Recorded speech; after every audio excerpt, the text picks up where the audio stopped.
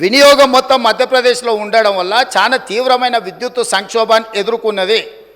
అదే సందర్భంలో ఉమ్మడి రాష్ట్రంలో కిరణ్ కుమార్ రెడ్డి గారు కట్టెపుల్ల పట్టుకొని మొత్తం ఇవన్నీ చెప్పిండు, విడిపోతే తెలంగాణ చీకటి అయిపోతుంది, ఎందుకంటే నియమావళి ఇట్లు ఉన్నది కాబట్టి ఇది అటు పోతుందని.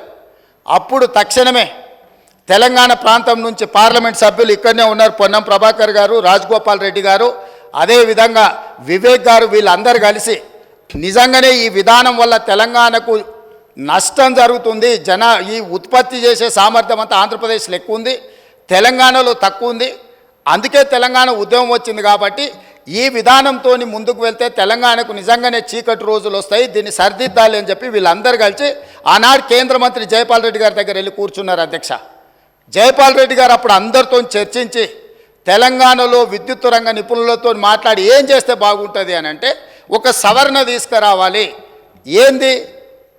ఉత్పత్తి ప్రాతిపదికన విభజన జరగకూడదు, వినియోగం ప్రాతిపదికన విభజన జరిగినప్పుడు ఉమ్మడి రాష్ట్రంలో తెలంగాణ ప్రాంతానికి అత్యధికంగా ఏదైతే విద్యుత్ వినియోగం జరుగుతున్నదో వినియోగ ప్రాతిపదికన మనకు విభజన జరిగితే తెలంగాణకి ఎలాంటి ఇబ్బంది ఉండదు అని చెబితే హుటాహుటిన జైపాల్ రెడ్డి గారు సోనియా గాంధీ గారి దగ్గరికి, మన్మోహన్ సింగ్ గారి దగ్గరికి వెళ్ళి హైదరాబాద్తో కూడుకున్న తెలంగాణ రాష్ట్రం ఇచ్చిన మనం తెలంగాణకు విద్యుత్తు ఒకవేళ కొరత ఏర్పడితే తెలంగాణ రాష్ట్రం అభివృద్ధి కుంటుపడుతుంది, కుప్పగూలుతుంది అని చెప్పి జైపాల్ రెడ్డి గారు వెళ్ళి కన్విన్స్ చేసి రాష్ట్రం ఏర్పడ్డ తర్వాత స్పీకింగ్ ఆర్డర్ ఇప్పించింది. అధ్యక్ష, విభజన చట్టంలో లేని, రాజ్యాంగంలో లేని ప్రత్యేకమైన మినహాయింపు ఒక్క తెలంగాణ రాష్ట్రానికి ఆనాడు ఇక్కడ ఉన్న ఎమ్మెల్యేలు ఆనాడు ఎంపీలుగా పోయి జైపాల్ రెడ్డి గారితో మాట్లాడితే జైపాల్ రెడ్డి గారు కేంద్ర మంత్రిగా ప్రధానమంత్రి మన్మోహన్ సింగ్ గారిని, యూపీఏ చైర్పర్సన్ సోనియా గాంధీ గారిని ఒప్పించి వినియోగం ప్రాతిపదికన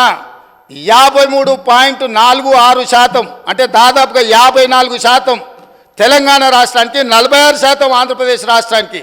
వాస్తవంగా ఉత్పత్తి సామర్థ్యం ప్రకారం చూసుకుంటే 36% తెలంగాణలో ఉండే, 64% ఆంధ్రప్రదేశ్లో ఉండే. విభజన చట్టం ప్రకారం తెలంగాణకు 36% వచ్చే విధంగా, ఆంధ్రప్రదేశ్కి 64% వచ్చే విధంగా ఉంటే జైపాల్ రెడ్డి గారు తీవ్రమైన కృషి చేసి తెలంగాణ రాష్ట్రానికి 53.46% ఇప్పించి కేంద్ర ప్రభుత్వం నుంచి ఆదేశాలు ఇప్పించి ఆనాడు తెలంగాణ రాష్ట్రాన్ని చీకట్ల నుంచి కాపాడింది. అధ్యక్ష, ఇక్కడ కూర్చున్న వాళ్ళు పొంకనాలు కొడుతున్నాడు ఎవడేం చేయలే. అదేవిధంగా ఆనాడు నేను తెలుగుదేశంలో ఉన్న ఎమ్మెల్యేగా ఇదే సభలో ఇక్కడనే చంద్రశేఖరరావు గారు ముఖ్యమంత్రిగా ఉంటే అక్కడ ప్రతిపక్ష నాయకుడిగా విద్యుత్తు మీద చర్చ జరిగింది. ఆనాడు సమాధానం చెప్పలేక తెలంగాణకు చీకటి రోజులని పేపర్లు కింద కొట్టి ఆనాడు స్పీకర్ గారికి ఇక్కడి నుంచి హుకుం జారీ చేసి మార్షల్స్ని పెట్టి నా నీడ్చి బయటపడేపించింది. అధ్యక్ష,